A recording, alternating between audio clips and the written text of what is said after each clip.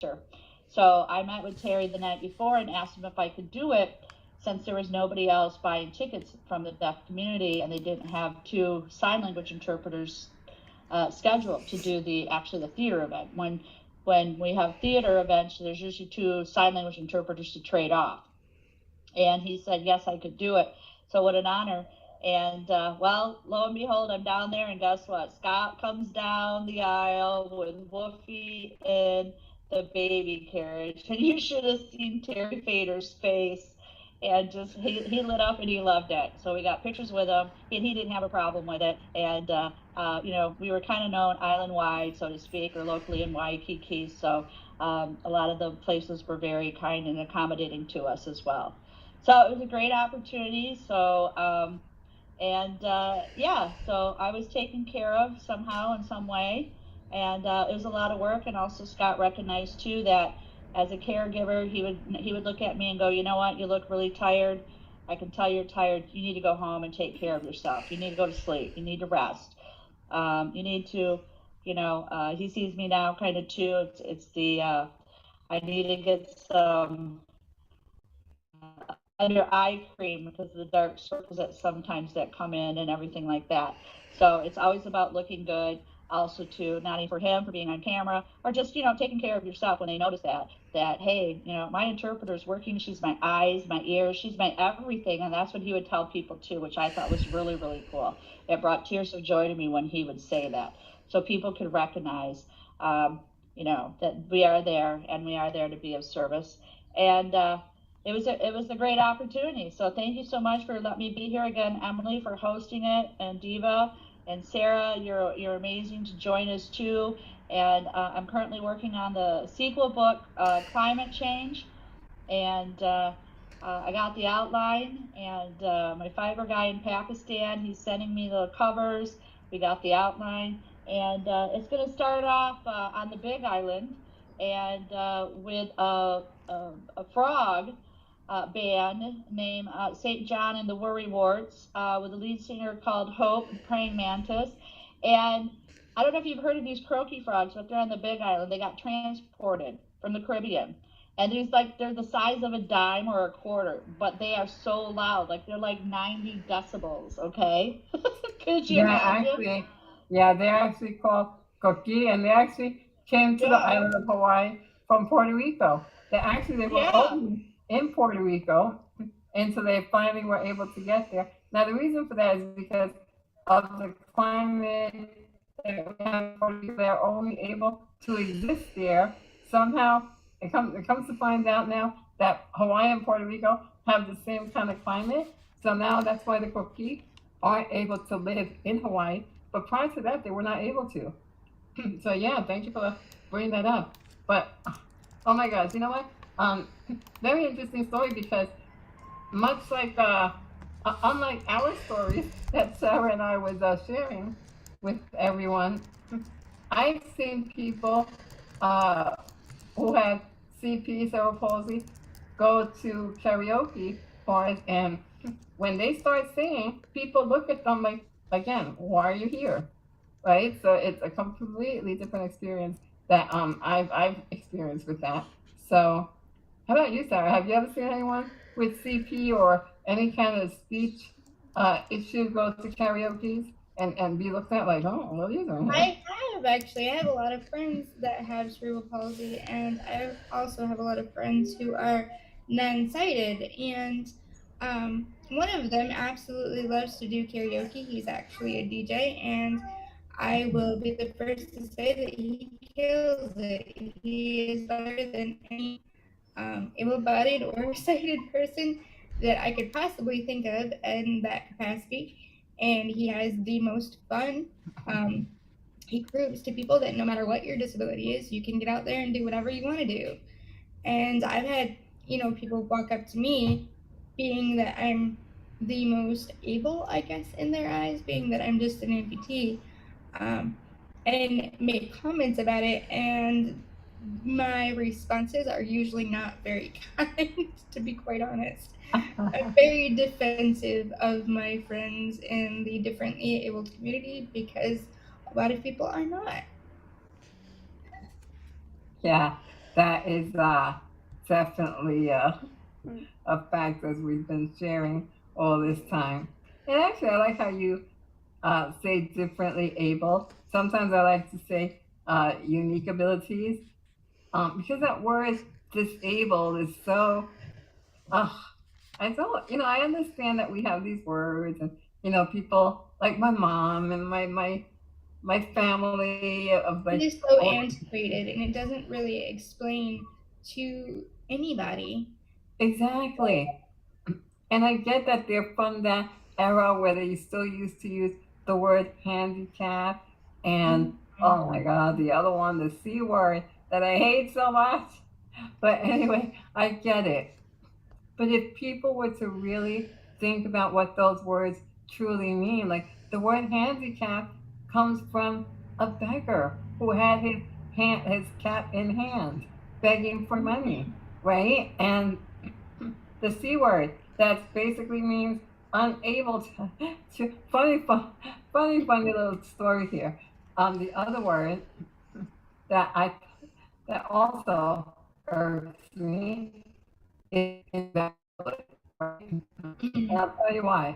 Huge one. It gets on my last nerve. Well, I have a friend who, when he was oh yeah, I think he was like maybe 10 years old or something like that. He saw an ambulette, which is another word that bothers me. He saw an ambulette and he asked his mom, "Ma, what's an invalid coach?" And it was invalid coach, right? So his mom explained to him, um, but he was a very bright young boy. He actually skipped straight first grade. So he's like, so people like me are invalid? I don't understand. So it was this, That's cute. yeah, exactly. But it just goes to show that we're living in 2022 and we're still using words that we really shouldn't use. Now, interesting, the wheelchair logo has been redesigned. Now, The not wheelchair logo drives me crazy, even the redesign. yeah, but even with that, now the redesign, at least the redesign looks a little bit better than the older one. Now, I still think that we can do better. Mm-hmm. Now, you and I, we're both creatives. We both love creating new logos, and absolutely, I think it could be redesigned to to to be part of today's world and to show that we are, you know, we're everyday people, right? That being said, I kind of feel like even though a lot of states have not implemented it, I'm like, what? Why is it that we're still even using like images that like all people with disabilities? I mean, there are hundreds and hundreds and hundreds of disabilities. Just my disability alone, there's 4 variants, right? And that's just what I have. Now, when you're talking about neurological disabilities or muscle conditions, or there's hundreds and hundreds. So really, there's like probably hundreds of thousands that we don't know about, right? There has to be. Right. So why do we have to categorize a disability with a wheelchair logo? Like, okay, I'm a wheelchair user, but I am not the only person with a disability that happens to use a wheelchair. Like, disability should not be defined. The word disability should not be defined by an icon. Exactly. There are so many people. I think a lot of folks don't realize that there are people like us that are out there and are advocates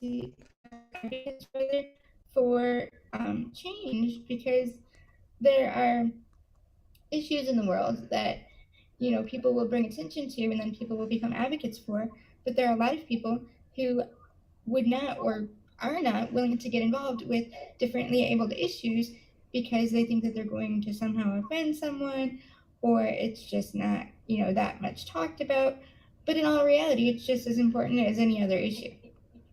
Mm-hmm. For sure. It's just something that. So now that we've talked about all our grievances and all our experiences, um, I'd like to maybe start talking about how we can bring about change.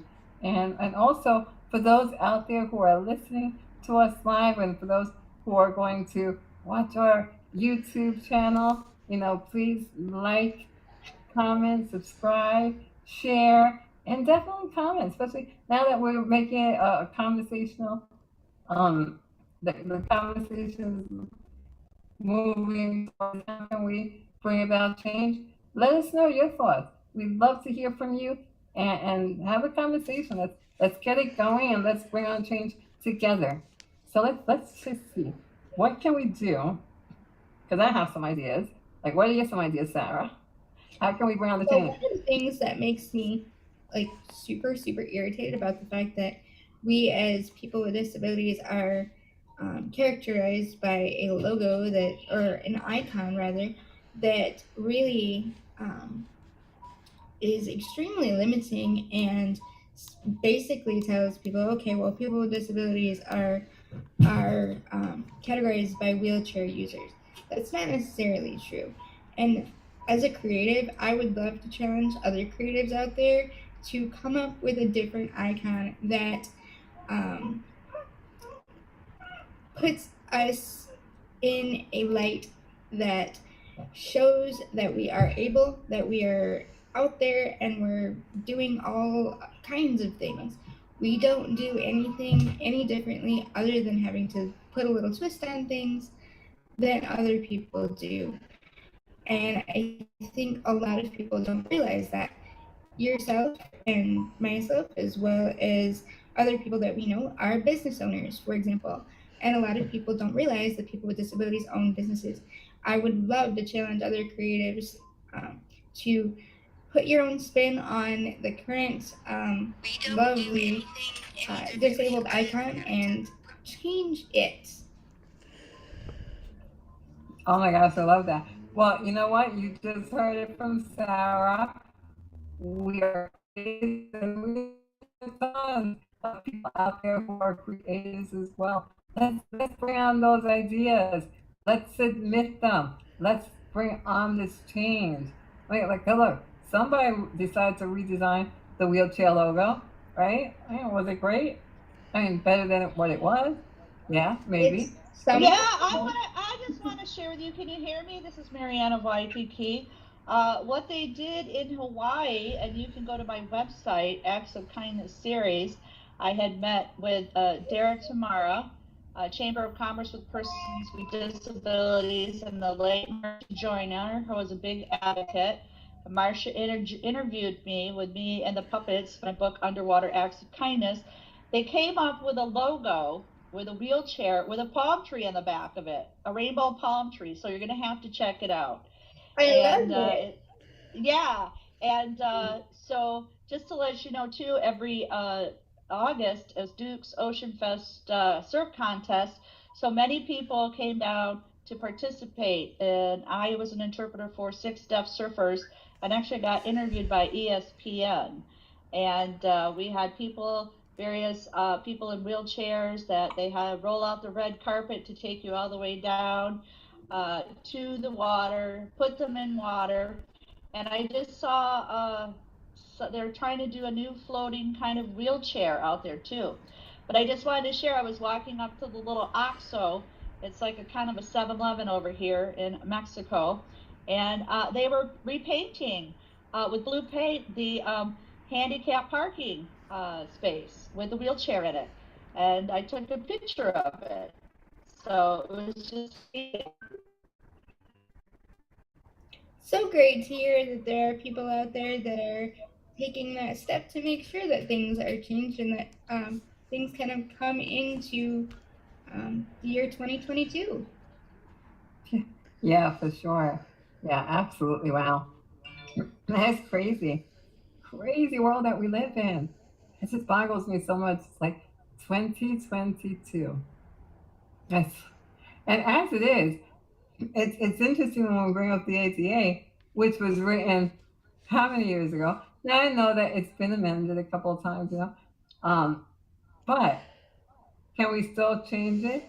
Absolutely. When you mentioned earlier, Sarah, about the inaccessibility to go through doorways, the bathroom that we were talking about and all that, it's like wheelchairs have come a long way since we started with the ADA.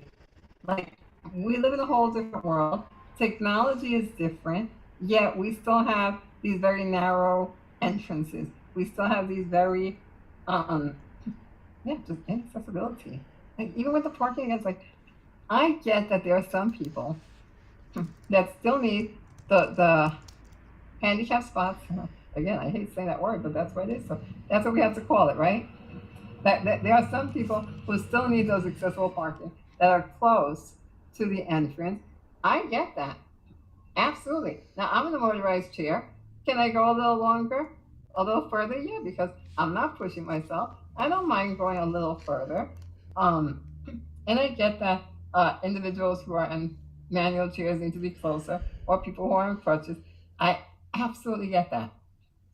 The thing is that if you don't need an accessible spot that has to be wide enough for a ramp and have the turning radius that you need, then have those designated for vans. And I know that in some places they are designated just for vans.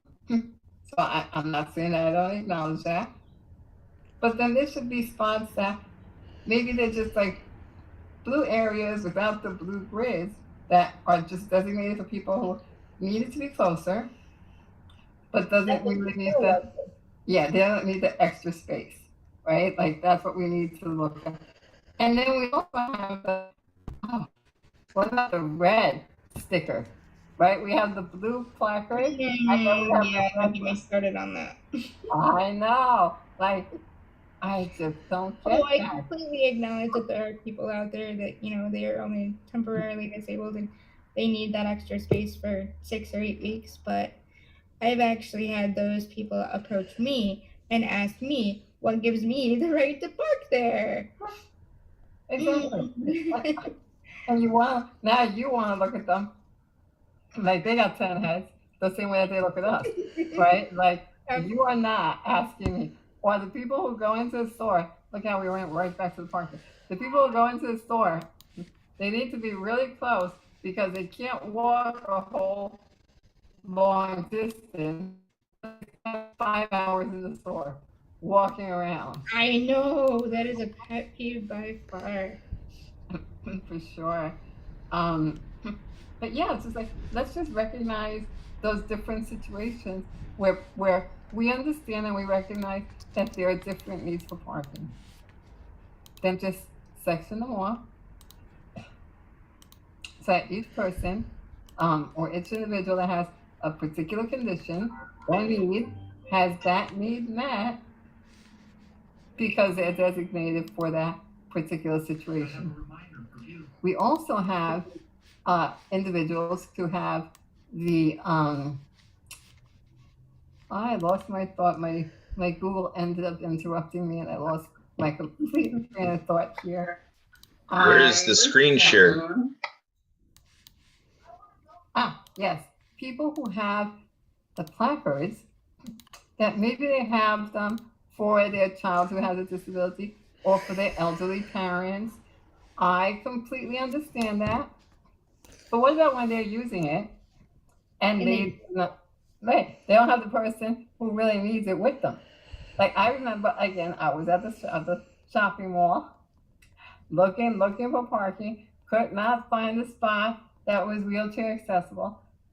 I find one, it's empty, but the other person pulls in there. So she pulls in there. Oh my gosh, can you believe that the woman came out? I am not lying, I'm not exaggerating. She had at least 3-inch heels, skinny heels, 3-inch skinny heels, and is running into the store. I'm like, what? Yeah, I see your lips moving, but I don't hear you.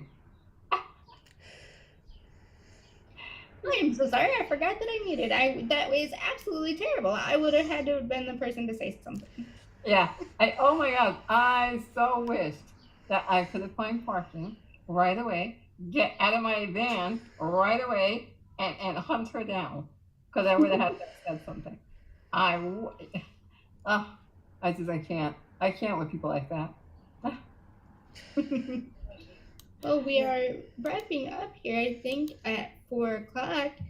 Did anyone else have anything else to say about the world of abilities and entertainment for us this week?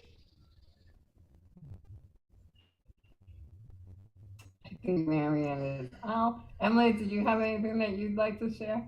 I know that you don't really come from the world of wheelchair users, and we've been focused a lot on that today. But, what are your thoughts as a friend that has other friends with people who use wheelchairs? What are your thoughts?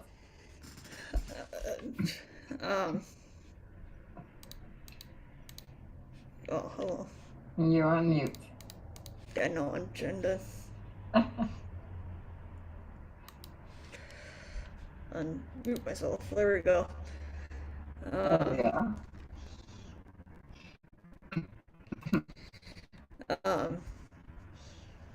Yeah, just wish there would be more compassion for those with disabilities, whether invisible or not, or visible or not. Exactly. Absolutely. For sure. Yeah, and it's absolutely, we don't want pity, we just want understanding. We just want that if we explain something to you, just know that it's not just, we just want the handicap spot because it's closer and woe is me and it's my spot and you give it to me and get out, right? Like, no, we don't want that. We want understanding, and we would in turn understand if you, for whatever reason, you need something. Well, we'll be as understanding as we want you guys to be. Yeah, understanding and But that being respect. said, yeah, and that being said, as Sarah mentioned, we are coming to a close, so we can thank you for joining us for another episode of World of Ability. Hello. Please remember to like, share, subscribe, comment. We want to hear from you. And until next week, stay happy, stay positive, and always live creatively. And look out, we're coming back next week. Bye-bye.